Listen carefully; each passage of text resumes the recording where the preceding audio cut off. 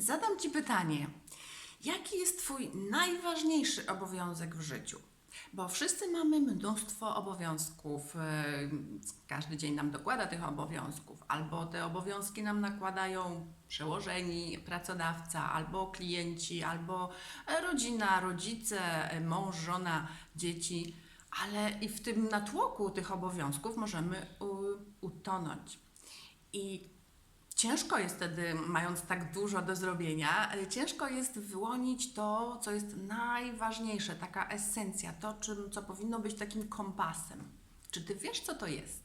Ponieważ obowiązek jest to jedno z najbardziej nadużywanych i źle rozumianych słów, jakie istnieją. Jak Ty rozumiesz obowiązek i który jest Twoim najważniejszym? Bo wkładasz duży wysiłek w swoje życie, w to wszystko, co robisz. A co człowiek może zrobić, aby wysiłek, jaki wkłada w swoje życie, zaczął procentować? I kontynuując, dam Ci odpowiedź, której oczekuję. Obowiązek, oprócz tego, że jest to jedno z najbardziej nadużywanych i źle rozumianych słów na świecie, to w pierwszej kolejności każdy człowiek powinien spełnić obowiązek wobec samego siebie. Ale jaki to jest ten obowiązek? Otóż każda osoba, czyli Ty i ja, każda osoba ma obowiązek odkrycia, jak prowadzić pełne i szczęśliwe życie. Mamy obowiązek bycia szczęśliwymi ludźmi. Bo jak można dać komuś coś, czego się samemu nie ma? Nie można uszczęśliwić kogoś, rodziców, partnera, męża, żonę, jak się samemu nie jest szczęśliwym. No raczej to jest niemożliwe, przynajmniej w moich kategoriach się to nie mieści, jak to by można było zrobić. Więc najpierw trzeba zacząć od siebie, bo bardzo często, nie wiem czy bardzo często, ale myślę, że często wielu z nas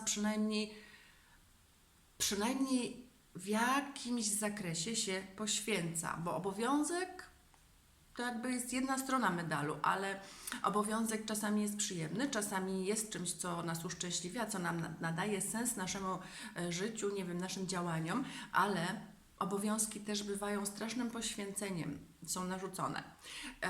Jakby poświęcenie, jeżeli Ciebie to nie uszczęśliwia, no to raczej robiąc to nie uszczęśliwisz kogoś innego, a na pewno nie w pełni, na pewno niedługofalowo.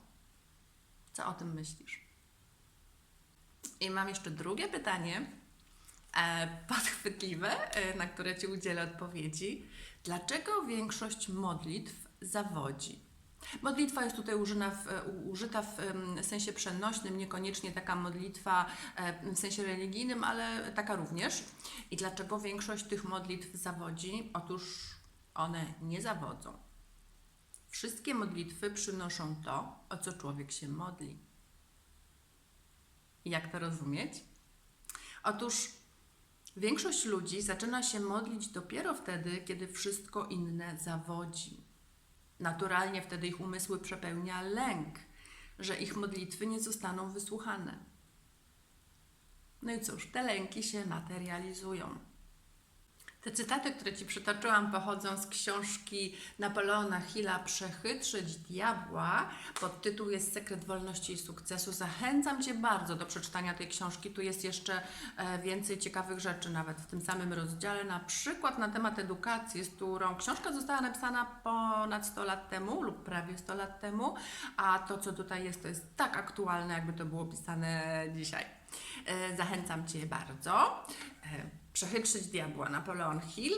A teraz naciśnij tu, zasubskrybuj mój kanał i nadstaw ucho na następne wideo.